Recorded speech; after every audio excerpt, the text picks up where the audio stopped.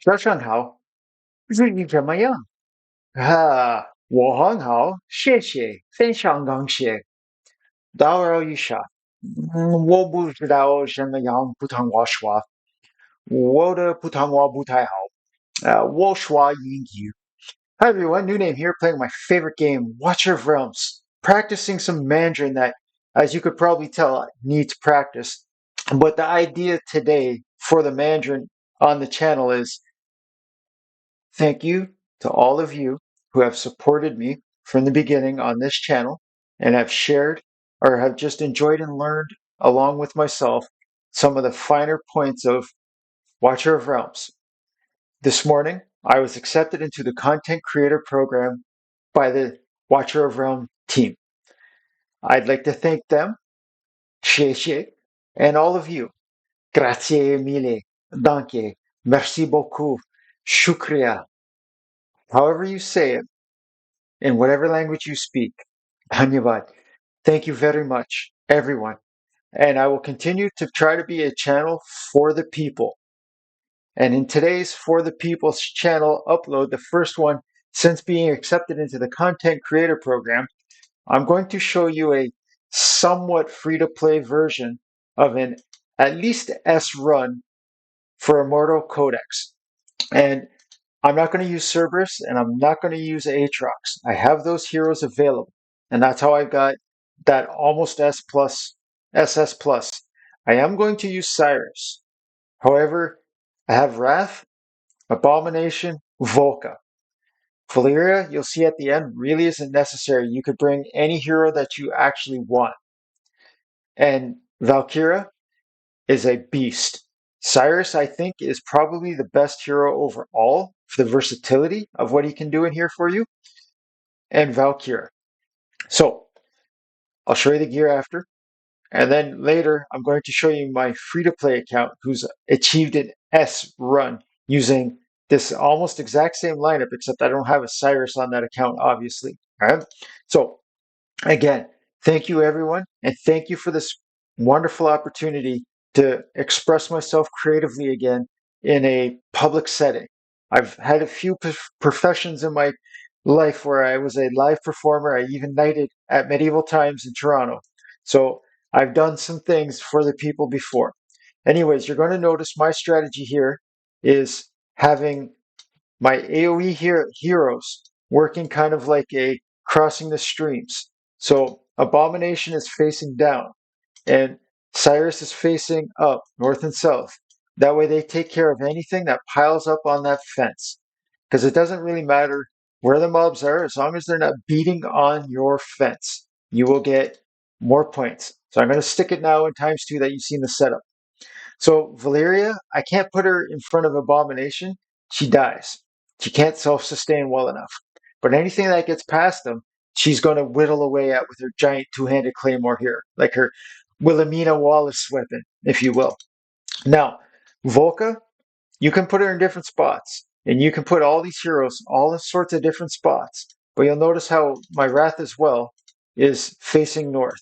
I always want them facing in, because you'll notice any mobs that come through the middle, there's going to be AoE splash on them from heroes like Abomination and Cyrus. And Wrath, when his ultimate triggers and he hits multiple enemies, if I only face them up in the lane that he's in, the ones in the middle will all only be able to be hit by Valkyria. And that's a lot of stress to put on her. I don't want any other mobs on that fence forever if it was obviously possible. However, at about A plus, you're going to notice they're going to come to the fence and they start hitting it. Damn termites, you know what I'm saying? So Volka, you'll notice as well, she's just standing there looking pretty, not doing anything whatsoever except allowing the heroes to heal themselves a little bit. All right. So I have Cyrus in Soulbound Arcana, and if you don't know the King of the Dead, Cyrus the Great, my favorite hero in this game, there isn't a better self healer in this entire game when he has that tuning crystal artifact. It's insane what this defender can do for you damage wise as well. So I'm going to slow this down once we get into A plus, so you can see where the fight now gets business. Now we got to get a little serious. because the mobs are going to start having a little more HP. They're going to come denser, the density of it, there'll be more of them at once, and they're going to start hitting this fence very soon. But you'll notice nobody's in any kind of trouble up front. I block my Cyrus with Wrath, and that helps that tuning crystal proc. So Cyrus will always heal himself to full as long as he hits like 4 of these mobs. It's a full heal every time he procs his artifact. Okay, so now I'm not showing you the perfect timing for the ultimates on these heroes because it's a little bit RNG. You want Volka at the end of her ultimate, it's going to explode. So I want there to be a pile of mobs nearby. And the same thing with Valeria, if you see her up top here. When her ultimate's done, she's going to burst for like, I think 6 or 8 mobs in the area. I forget. So you saw Cyrus might have almost died there, but then he just procced and got a full heal. Okay? And I'm talking to you on a guide. That's how easy it is with the gear that I'm about to show you and the heroes I have to get a S run. Okay, even though this one I think what was that, an SS? Okay, you'll easily get an S run by having Abomination, Wrath, and Volka with Valkyria if you have them. Okay, and 20 million. I mean, it's not terrible, but it's any hero can be there if you want. You can just bring in another hero for like Aatrox just a little bit if you have them, or a Lord bonus if you don't want to use the Nightmare People's Lord bonus. You have a better one, have at her, okay? But you start looking around. Wrath healed himself. There's no way he was going to die. Not a chance. Not a chance. Now, I love the beginning of this game. The way that you follow that storyline, and with the advent of the prologue for the Void Rift and the starter set that they give us now, there's no reason that as a new player, if you follow my free to play series, you can't attain an S clear of that same codex within your first month. And it'd be like 2 times it would come up. So on the second time that codex comes, you should be getting an S very easily. So this tuning crystal, it's the best in slot artifact for this Cyrus whenever there's a lot of mobs. Okay, you don't need him to have an extra block. He already has it with his skeletons.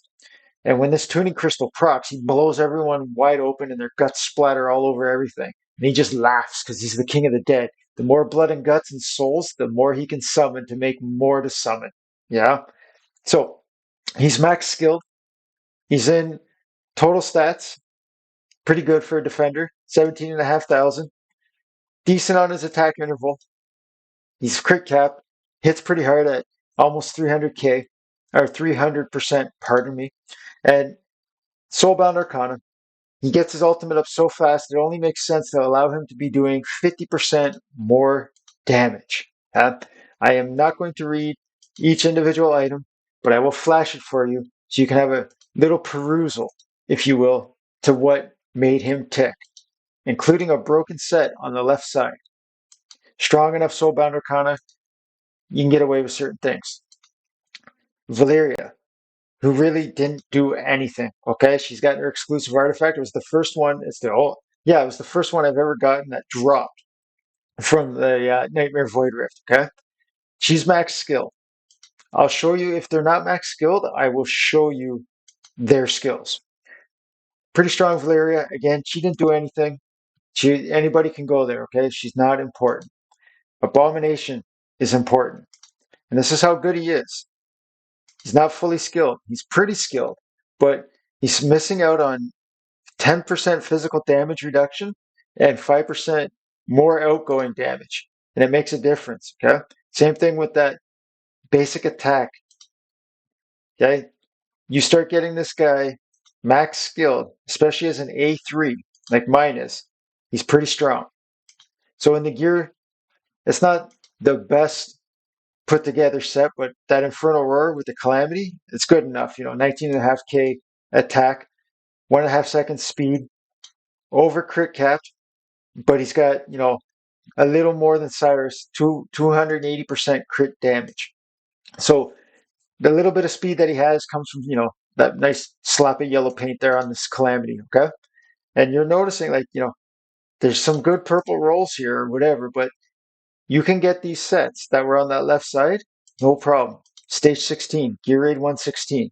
If you can't clear Gear Raid 1 Stage 16, chances are you're not getting an SS run in this codex. All right, I can't make miracles happen with a strategy. I don't know one that can help you that way. So Valkyra's skills, she's pretty close. Okay, she didn't get anything in her whatever normal magic attack, so she's missing out on 20% damage straight up. Can't help it. Frigid Flame, she doesn't take any damage until the fight's already over. Once that fence comes down, the fight's over. So she's always getting maximum potential out of this artifact. And she's in what I would normally run my set ram in, my shield breaker set, just for the guild boss. And it gets the job done good enough. She has enough other heroes supporting her for what she's doing in her role. And crit damage, crit rate bangle, I can't argue with this one. You know, it's got all the right stats. Wish it was a bit switched up, but still pretty happy about it. All right. And again, it's not about gold rolls. If you notice that, I think there's 2 gold rolls in all the gear that I have on all these heroes that were doing what you just saw. So Volka really isn't there for damage. Okay, she's got a invigoration set with a life force, pardon me, 25% HP bonus. If you look, this is my tank set Volka. Okay, 65k HP. She didn't do anything. Okay, so I'm not really going to show you everything. This is just a placeholder item. The thing that she did do was show up with a max passive, and I was upset the first time I saw this. I'm like, I'm not putting skill crystals into this fool. All she does is drink blood and get the wrong skill ups, and then I started playing with her as a tank. And if she's the first hero on the map, all your other heroes here, they get 2% of their HP every time they land an attack. Okay? So we'll come down to Wrath now. And I love this guy. My A5 Wrath as soon as possible on the free-to-play account. Use the Eye of Sin. Doesn't even need the Lunacy Visor. There's so many enemies out there, he's always getting his ultimates off. And part of that reason is because of his rage regeneration here at almost 70%. And my Pantheon is pretty almost maxed out, okay? It's another, I think, 25% or 30% on top of this. So he's got 100% rage regen, 300% crit damage. Nothing to worry about his attack speed.